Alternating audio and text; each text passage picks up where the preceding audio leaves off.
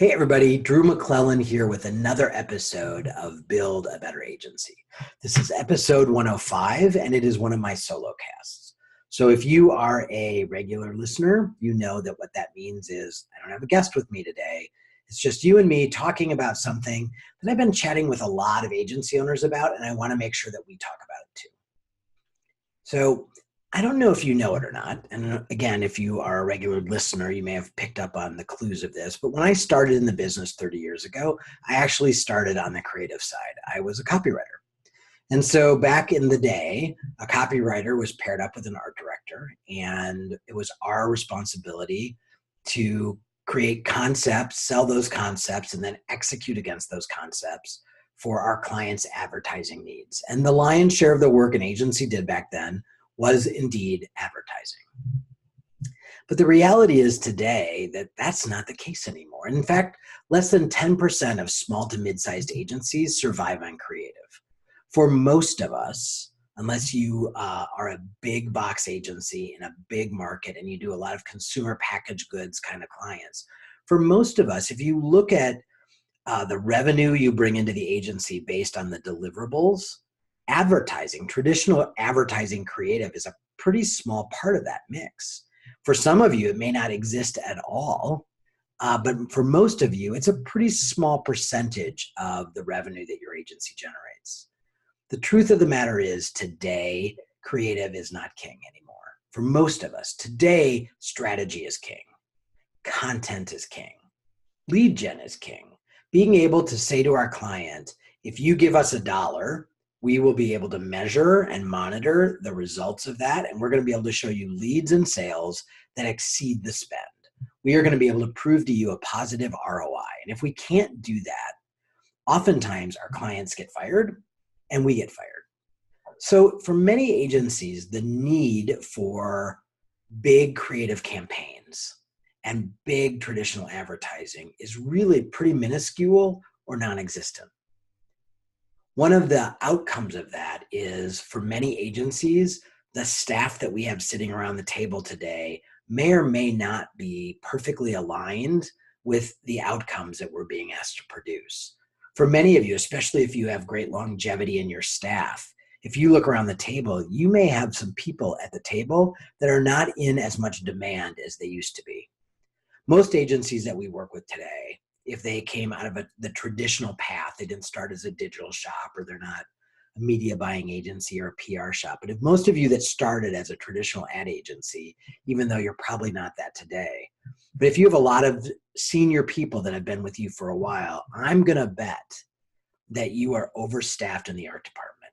And that if anything, you are scrambling like mad to find and hire enough writers. It used to be that the work was pretty evenly allocated. So if you had work for a writer, you had about the same amount of work for the art director. And that was why we got paired together that way. But today, most agencies need 2 or 3 writers for every art director that they have.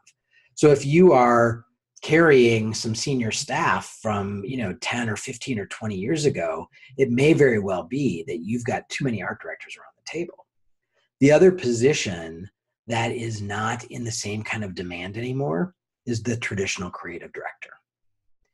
For many agencies, that position, back when I was a kid in the business, that was a vital position. And that was the one person in the agency. They were always a little crazy. They came in at 10 o'clock.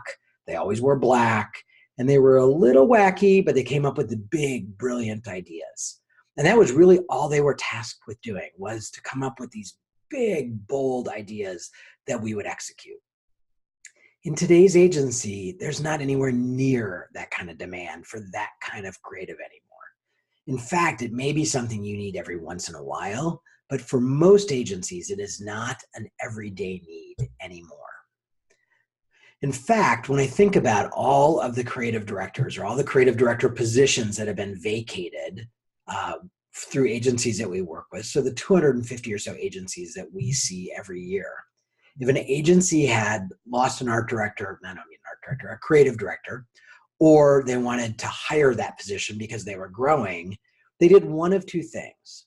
Either if they were going to actually make someone the creative director, I can't think of one instance in the last 2 or 3 years when that person had an art background.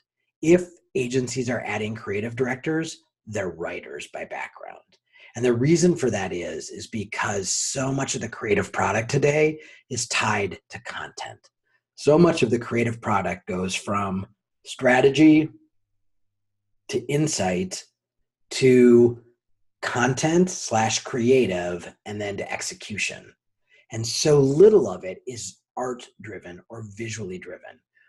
I'm not saying that visuals aren't important. I think they're vitally important to what we do, but they're not typically where the agency is starting.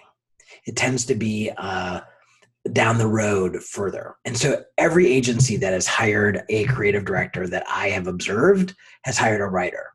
But most of them, quite honestly, have not hired a creative director at all.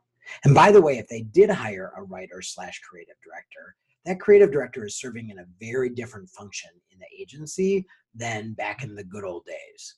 And what I mean by that is the old creative directors really didn't actually produce a lot of work. They produced ideas, but they weren't really strapped to a layout table or a computer, and they weren't cranking out work. Today's creative director in every agency I can think of is really a working creative director, which means that they are producing work while they are leading the department. So that's very different. But honestly, the biggest shift is most of you are opting not to replace your creative director with another creative director. In fact, you're realigning your entire agency based on these new demands for the business. So right now, today, the most common sort of agency structure is you have an administrative department. So that's HR, finance, sales, the people who are running the agency. If you are buying and placing media, you have a media department and you're doing both traditional and digital out of that media department. Although I will say most of you don't have that in-house anymore. Then you've got your account service department, your strategists, your account people, your client-facing folks who are serving the same role that in many cases they have done for quite a while. And then instead of a creative department, what you have is what's now being often called the creative services department. And it looks very different than the traditional creative department. Some elements are the same. You still have writers there. You still have your graphic designers and art directors there. But now you also have the digital producers there.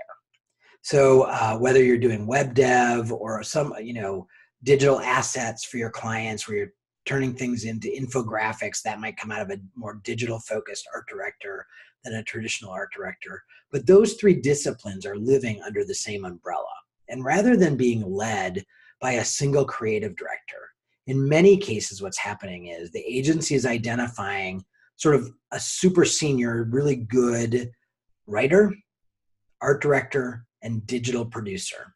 And the three of those people together are forming a triad of leadership, and they together are running the department.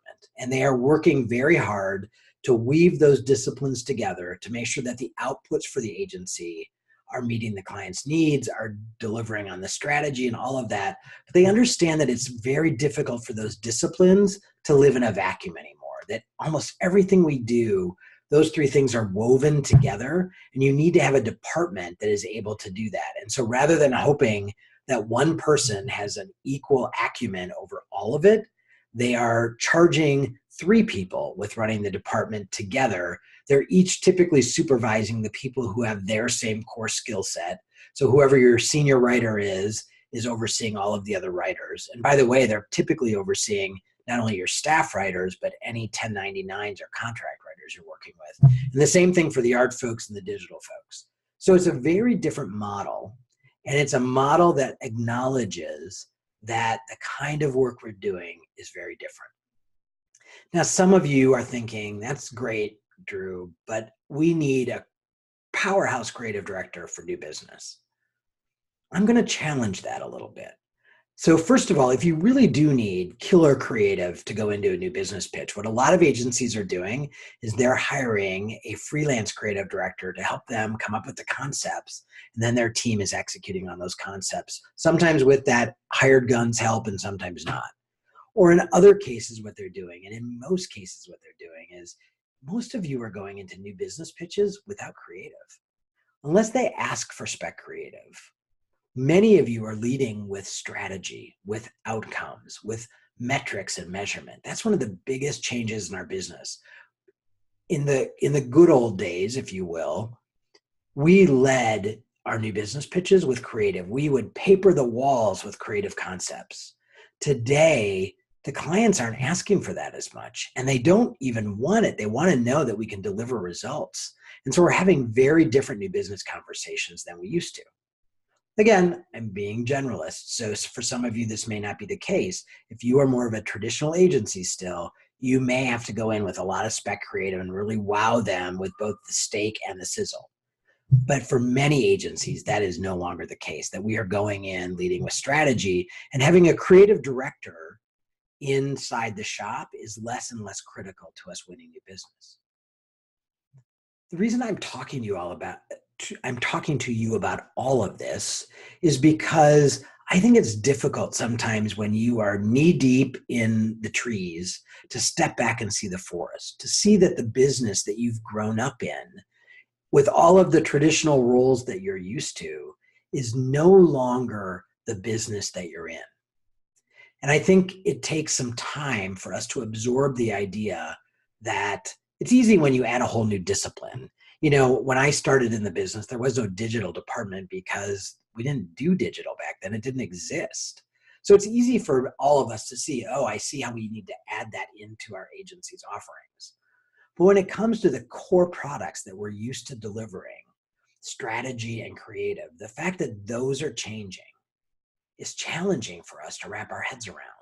And in some cases, it's challenging for us to wrap our hearts around it because we might have come from the creative side, or we love that part of the business. We love the big idea. We love producing the TV spots or the videos or whatever it is. And it's hard to say goodbye to that. But the marketplace is asking us to come to them with a different model, to come to them with different tools in the toolbox to help them get to where they want to go. And as an agency owner, you've got to be ready to build your agency to meet the demands and needs of today's clients. And so one of the things I just want you to think about is I want you to look at your agency. I want you to look at the kind of clients you serve. I want you to look at the business that is on the horizon for you, the kind of clients that you're chasing, and ask yourself, not just about the creative director, but about every role in the agency. Is this really still a seat on the bus that I need to fill? And if I don't need to fill it, then what else can I do with that money? Where else could I reallocate those dollars that would better serve our clients? That's what I want you to think about. Well, how can I build the right toolbox so that I have everything I need to serve the clients and to give them what they want so that we delight them, we help them meet their goals, they stick around, they make more money, we make more money, and it's all good. And sometimes that comes with some painful truths, some painful changes. And I think for many agencies, the evolution and what I think will be the eventual extinction of the creative director is one of those painful truths. That's what I have for you today. So here's a couple other things I want to put on your radar screen before I let you go. We have some killer workshops in January. If you're listening to this in real time, so if you're listening to this in the fall of 2017, we have some amazing workshops in January that I want to call your attention to. One of them is actually aligned with this topic. So we're doing a workshop called Creating Content That Creates Revenue. Many agencies, in fact, every agency today is creating content for themselves, a thought leadership position. But most of you see it as an expense, as a drudgery, a drain on your staff. And for 2 days, we're going to teach you that that is not how it has to be, that you can create killer content that you get paid to create that generates more revenue for you. And it really ends up being a profit center rather than a cost center. The other workshop we're doing is 2 days talking about new business. So we are partnering with Mercer Island Group, and we are bringing them in to teach us. They're an agency search firm. Robin Bowler, one of the partners, was on a podcast probably about 10 or 15 podcasts ago talking about new business. And they marry agencies and clients. and they see everything that we do wrong, and they are incredible coaches and helping agencies get better at new business. So both of those workshops are in January. Both of them are in Orlando on Disney property. Let's face it, being in Florida in January for most of us does not stink. So check those out on agencymanagementinstitute.com website. And if you have questions about them, fire me an email and I will answer them for you. But I highly, highly recommend both of them. They're going to be great. You are going to walk away with so much knowledge. You're going to be fired up. It's a great way to start the new year. And as always, if you don't like our workshop, we will give you your money back. Haven't had to do it yet, but I'm always happy to offer. In the meantime, you know how to get a hold of me. I'm Drew at Agency Management Institute. You can find me on the web. You can find me in social. Please go and think about how to retool your agency for the future. Ask yourself the tough questions. And if I can be helpful, give me a shout. Talk to you next week, where I will have a guest who's going to help us think bigger and broader about our businesses and how to make them more profitable, serve our clients better, serve our team better, and ultimately reward us for taking the risk that we did when we started our agency in the first place. All right? I'll catch you next week.